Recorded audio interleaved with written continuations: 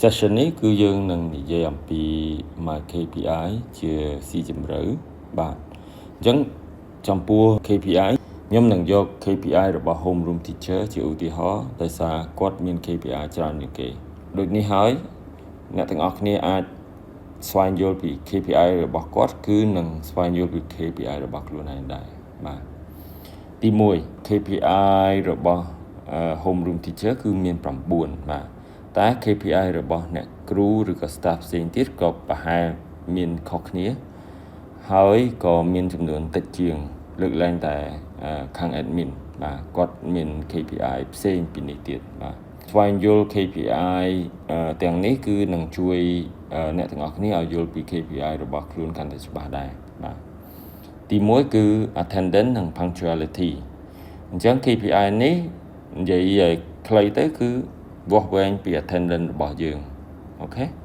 តើយើងមកជាប់លាប់អត់តើយើងមកទៀងពេលអត់ហើយយើងមកធ្វើការពេញម៉ោងអត់បាទ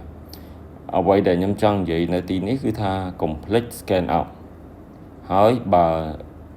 អ្នកទាំងអស់គ្នាភ្លេច scan out គឺចាត់ទុកថា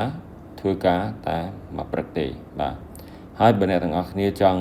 ទៅផ្ទះមុនដោយសារមានការគឺត្រូវសុំ permission សិនពី principal ហើយពេលដែល principal approve គឺនឹងអាចទៅបានដោយមិនមានការពិន័យឡើយនៅក្នុង system អូខេទី2គឺ student progress tracking នេះគឺជាក់ស្ដែងចំពោះគ្រូខ្មែរនិង homeroom teacher បាទអញ្ចឹងនៅក្នុង daily class activity នេះគឺអ្នកគ្រូនឹងត្រូវចូលទៅក្នុង app មួយទៀតគឺ app Early Glow ចំពោះថ្នាក់បាននេះនិងថ្នាក់ Panda ឬក៏ app Montessori ចំពោះថ្នាក់ Montessori ណាគឺថ្នាក់ជារបស់យើងអញ្ចឹង app ហ្នឹងគឺអ្នកទាំងអស់គ្នាត្រូវថតរូបអំពីសកម្មភាព3នៅក្នុងថ្នាក់រៀនហើយនឹងនិយាយព័ត៌មានអំពីសកម្មភាពនោះដើម្បីអីគឺដើម្បីផ្ញើទៅឲ្យប៉ាម៉ាក់មើលជារៀងរាល់ថ្ងៃអញ្ចឹងបើអ្នកទាំងអស់គ្នាយល់គឺថានេះ system ចាស់របស់យើងគឺយើងក៏ធ្វើអញ្ចឹងដែរតោះតែយើងផ្ញើតាម Telegram ដល់ system ថ្មីរបស់យើងនេះគឺយើងឡើងផ្ញើតាម Telegram ហើយគឺយើងវាយចូលនឹង app វានឹងផ្ញើព័ត៌មានទាំងនោះទៅតាម Telegram ទៅឲ្យ parent ទាំងអស់គ្នាអូខេអញ្ចឹងគឺខ្ញុំចង់ឲ្យអ្នកគ្រូប្រើ app ដើម្បីព័ត៌មានទាំងអស់គឺយើង control នៅក្នុង app បាទហើយចំពោះ weekly student observation ក៏ដូចគ្នាដែរអញ្ចឹងមួយអាទិត្យអ្នកគ្រូត្រូវសរសេរអំពី observation គឺត្រូវមានរូបថតមានការសរសេរអំពីការលូតលាស់របស់ក្មេងនៅក្នុងអាទិត្យហ្នឹងហើយបើថ្ងៃសុក្រជាថ្ងៃឈប់សម្រាកគឺអ្នកគ្រូត្រូវធ្វើឲ្យចប់មុនថ្ងៃសុក្រគឺថ្ងៃពហុហើយធ្វើឲ្យចប់នៅមុនម៉ោង8យប់បើអ្នកគ្រូធ្វើលើសម៉ោង8យប់គឺចាត់ទុកថាយឺត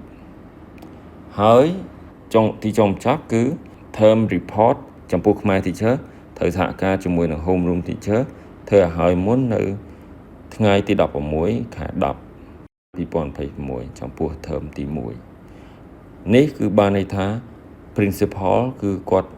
អានហើយគាត់ approve ហើយ print ហើយគឺនៅមុននៅថ្ងៃហ្នឹងអូខេចំពោះទី3គឺ monthly progress update to principal ចំពោះ KPI មួយនេះវាមានចំពោះតែខ្មែរ teacher ជាមួយនឹង homeroom teacher ទេគឺអ្នកគ្រូត្រូវទៅសេអំពី update អំពីអ្វីដែលនៅក្នុងថ្នាក់ជាពិសេសគឺបញ្ហាដែលអ្នកគ្រូមាននៅក្នុងថ្នាក់ទៅឲ្យ principal មួយខែម្ដងហើយការ update នេះអ្នកគ្រូត្រូវតែពណ៌នាអំពីបញ្ហាជាមួយនឹងដំណោះស្រាយបាទអញ្ចឹងបើអ្នកគ្រូមកជួប principal ហើយអត់មានអស់នេះទេគឺ meeting ហ្នឹងគឺចាត់ទុកថា fail បាទអញ្ចឹងអ្នកគ្រូត្រូវតែមាន meeting ហើយមួយគឺត្រូវតែមានដំណោះស្រាយហើយដំណោះស្រាយត្រូវតែមានយ៉ាងតិច2បាទហើយពេលដែលអ្នកគ្រូទៅសេចប់អ្នកគ្រូផ្ញើទៅឲ្យ principal មើល principal ក៏នឹងយក ដំណោះស្រាយពីខែមុនចូលមកមើលថាតើអ្នកគ្រូបានដោះស្រាយយកដំណោះស្រាយហ្នឹងមក take action on ហើយ principal នឹង rate អ្នកគ្រូតាមនឹងដែរអូខេបាទទី4គឺ curriculum planning អញ្ចឹង curriculum planning គឺស្រួលបំផុតគឺគ្រាន់តែ upload lesson plan ទៅឲ្យទៅតាម deadline ហ្នឹងហើយត្រូវចងចាំថា principal ត្រូវការពេលយ៉ាងតិច2ថ្ងៃដើម្បីមើល lesson plan របស់យើងហើយ approve អញ្ចឹងកុំ submit ថ្ងៃ deadline បើ submit ថ្ងៃ deadline គឺអាចមានហានិភ័យនឹងធ្វើអត់ទាន់នឹង late អូខេទី5គឺ classroom management អញ្ចឹងចំពោះ classroom management នេះគឺ principal នឹងចូលទៅមើលក្នុងថ្នាក់របស់យើងផ្ទាល់មួយខែម្ដងហើយអត់ដឹងថាចូលពេលណាទេតោះតែ principal នឹងចូលទៅក្នុងថ្នាក់របស់អ្នកគ្រូហ្នឹងលើសពីម្ដងក្នុងមួយខែហើយគាត់នឹង rate អ្នកគ្រូអំពីការតាក់តែងថ្នាក់រៀនរបស់យើងណាតើ material យើងគឺនៅពេញលេញអត់ឬក៏បាត់អស់ហើយតើអ្នកគ្រូមានបាន label item របស់កូនសិស្សត្រឹមត្រូវអត់ដកទឹកគាត់កតាបគាត់ឬក៏មានផ្លាស់ប្ដូរmaterial សម្រាប់កូនក្មេងរៀននៅក្នុងថ្នាក់ឲ្យត្រឹមត្រូវអត់ឬក៏ប្រើ material តែមួយពេញមួយឆ្នាំហើយតើមានអីគេដែលធ្វើឲ្យកូនក្មេងមានគ្រោះថ្នាក់នៅក្នុងថ្នាក់អត់អញ្ចឹងអស់នេះហើយគឺវានឹងបំលែងជាការដាក់បន្ទុករបស់គាត់ទៅឲ្យថ្នាក់ហើយអ្នកគ្រូទាំងអស់នឹងទទួលបានបន្ទុកនឹងដូចគ្នាទាំង home room ទាំងខ្មែរ teacher ទាំង TA ណាមួយទៀតគឺ routine និង behavior អញ្ចឹង principal គឺគាត់នឹងមើលថាតើថ្នាក់របស់អ្នកគ្រូក្មេងគឺគាត់យល់ដឹងអំពី routine របស់គាត់អត់តើអ្នកគ្រូទាំងអស់គ្នាសហការគ្នាបានល្អអត់ដើម្បីពង្រៀន character building គាត់ហើយតើអ្នកគ្រូមានប្រើ technique ត្រឹមត្រូវអត់ដើម្បីជួយបង្រៀនកូនក្មេងបាទដូចគ្នាដែរគឺបន្ទុកគឺពី1ដល់5ណាអញ្ចឹង principal គឺនឹងដាក់បន្ទុកឲ្យជារៀងរាល់ខែ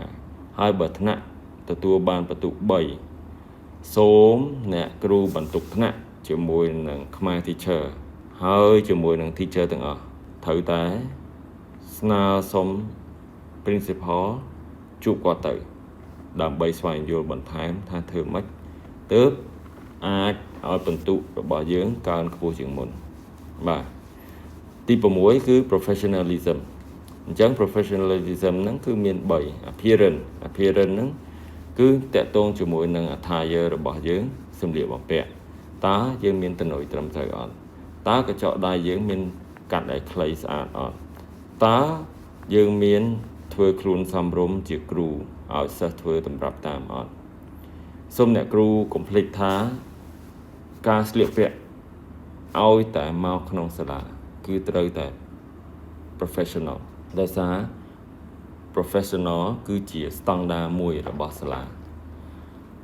មិនលើកឡើងថ្ងៃសៅរ៍ឲ្យតែចូលមកកាន់សាលាមត្តេយ្យ Orange Crespi School អ្នកគ្រូត្រូវតែពាក់អាវស្តង់ដារទៅនុយហើយខ្ញុំចង់ប្រាប់អ្នកគ្រូទាំងអស់គ្នាថានៅសាលាមត្តេយ្យ Orange Crespi School កាមេរ៉ាគឺ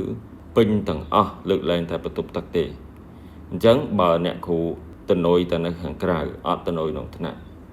ក៏ខាង principal គាត់មើលឃើញដែរអូខេមួយទៀតគឺ work performance គឺអានេះបើគ្មានការ complain ពីឪពុកម្ដាយគឺអ្នកគ្រូនឹងទទួលបានបន្ទុកពេញបាទនេះ principal ក៏នឹង read ជារៀងរាល់ខែឲ្យដែរហើយ staff team work វិញគឺអ្នកគ្រូគឺនឹង read អ្នកគ្រូផ្សេងទៀតនៅក្នុងថ្នាក់យើងបាទហើយនេះគឺ confidential អ្នកគ្រូទៅសេអីក៏ឃើញតែ principal ដែរអ្នកផ្សេងទៀតគឺឃើញតែការ rating របស់អ្នកផ្សេងទៀតទាំងអស់ជាមធ្យមភាពបាទអញ្ចឹងគាត់អត់អាចដឹងថាតើអ្នកគ្រូ A rate ឲ្យគាត់បានប្រមាណអ្នកគ្រូ B rate ឲ្យគាត់បានប្រមាណគឺគាត់មើលឃើញទេបាទ អញ្ចឹងនេះគឺជាការសម្ងាត់មួយចំពោះ child safety និង retention វិញនៅក្នុងនេះមាន3បាទអញ្ចឹង child safety បានន័យថាតើអ្នកគ្រូបន្ទប់ថ្នាក់គាត់បាន file record ត្រឹមត្រូវអត់តើកូនក្មេងដែលចូលច្រើនខ្លះគាត់នៅបន្តជាមួយយើងអត់បើគាត់អត់បន្តបានន័យថាយើងគឺអត់មានឲ្យកូនក្មេងដែលចូលមកហ្នឹងមានអារម្មណ៍ថាសុវត្ថិភាពបានគាត់អត់បន្តជាមួយយើងបាទចឹងហើយបើគាត់បន្តគឺយើងនឹងទទួលបានបន្ទុកពេញបើគាត់អត់បន្តគឺយើងនឹងទទួលបានបន្ទុកតាមតែយើងលិះនៅក្នុងនេះបាទអ្នកគ្រូអាចអញ្ជើញមើលខ្លួនឯងបានបាទហើយទីចុងបញ្ចប់គឺយើងមាន quiz បាទ quiz ហ្នឹងគឺលំហាត់ដែល system ផ្ញើឲ្យអ្នកគ្រូធ្វើជាប្រចាំខែលំហាត់ហ្នឹងអ្នកគ្រូត្រូវធ្វើឲ្យបានបន្ទុកពេញហើយអ្នកគ្រូនឹងទទួលបានបន្ទុកពេញដែរបាទទី8គឺ team collaboration អញ្ចឹងជារៀងរាល់សប្តាហ៍អ្នកគ្រូត្រូវតែ meet ជាមួយនឹង homeroom teacher ហើយនិយាយអំពីបញ្ហាដែលអ្នកគ្រូជួបជាមួយនឹង action item បានន័យថាដំណោះស្រាយបាទអ្នកគ្រូជួបបើអត់មានដំណោះស្រាយគឺអត់មានន័យទេហើយអ្នកគ្រូថតរូបហើយ submit ទៅឲ្យ principal មើលបាទ principal នឹង review ពេលដែលអ្នកគ្រូធ្វើបែបនេះបានគឺអ្នកគ្រូនឹងបានបន្ទុកពេញបាទជាចុងបញ្ចប់គឺ professional development គឺសួរបំផុតគឺឲ្យតែមាន training video អ្នកគ្រូធ្វើឲ្យទាន់ពេលវេលាធ្វើឲ្យចប់អ្នកគ្រូនឹងបានបន្ទុក5បាទ